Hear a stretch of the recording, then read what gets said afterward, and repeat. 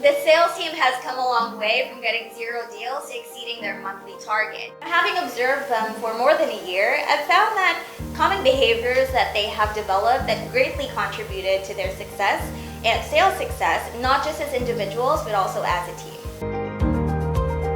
Okay, so let's start off with positive connection. So these guys are experts when it comes to building rapport, and they begin with the actual desire and ability to build that trust with the sellers. They treat them with respect, and they adapt and mirror to the communication style of the sellers, which is really important in order for them to really build that solid connection. So I have Joyce here from AM Virtual Sourcing International Corporation sales team, and she's going to talk more about how important it is to build rapport with their sellers.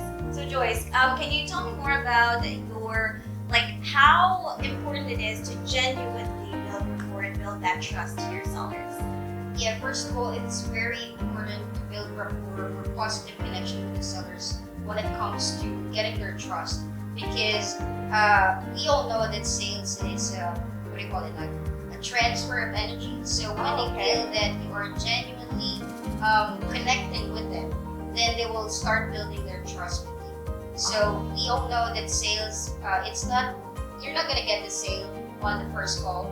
So you need to follow up with them twice, maybe thrice, or maybe more than 5 times of calling. So when that happens, when you start building good connection or rapport with them, they for the second phone call, they already got it. Now, Marwin, so yeah, tell us about how you guys build rapport and how important it is when it comes to your calls.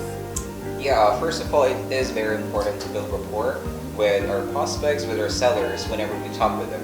So we build rapport through connecting with them, not just with a phone call, but emotionally. Okay. We try to help them genuinely and make sure to listen on everything that they say and make sure that we understand how they feel all throughout the phone call. And that does allow you to maybe get more sales when it comes to building rapport? Yes, of Do you think course. it's a big factor? It's a great start for you to, get their trust, connect with them, and get deals from, the connection that we built from that conversation that we had. They actually do more than what they're expected to. So what I mean by that is that you guys, even after the shift, you guys have your own ways of improving yourself, right? I know that you guys read books, right? Yes, of course, I read a lot of books. And one of the best books that I've read, and I would recommend to you, it would be Think and Grow Rich. In that book, the thought that's been instilled in my mind up to now would be having that burning desire to do a lot of things, to be motivated. So I had a conversation with Marvin, and I know you guys are reading books, but aside from reading books, what are the habits that you acquired when you joined the sales team? Well, one of the habits that I have developed when I joined the sales team is journaling.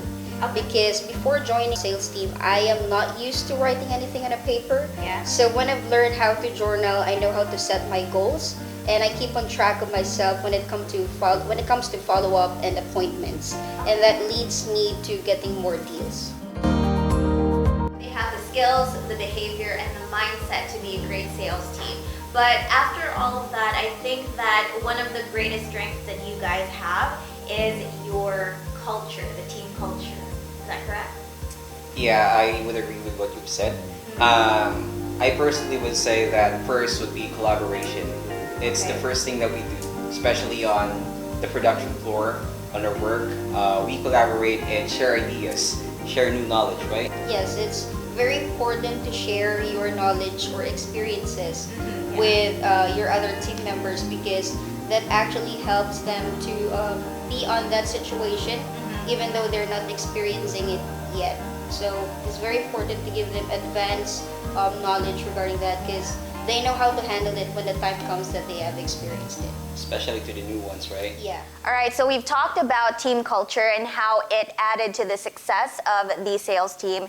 And I wanted to get Ray's insight about team culture, what he has built in our company, AM Virtual Sourcing International Corporation. What can you say about the culture that you've built in the company? The company's culture, it's like a journey that we need to take It's actually built by the people who are working in the company, the people with the same mind. What really stands out is number one, the collaboration, how our employees work together and collaborate with each other. Like, we are really open for the ideas of other people, and we respect it and we value their contribution. Another core values that's really striking and really evident is the resilience. So we've gone through a lot of challenges, we've gone through a lot of trials, and the people or the employees opt to stay in the company because that's what they believe in, because they trust the company. They still trust the vision and the mission of the company. And those are the two core values that's really important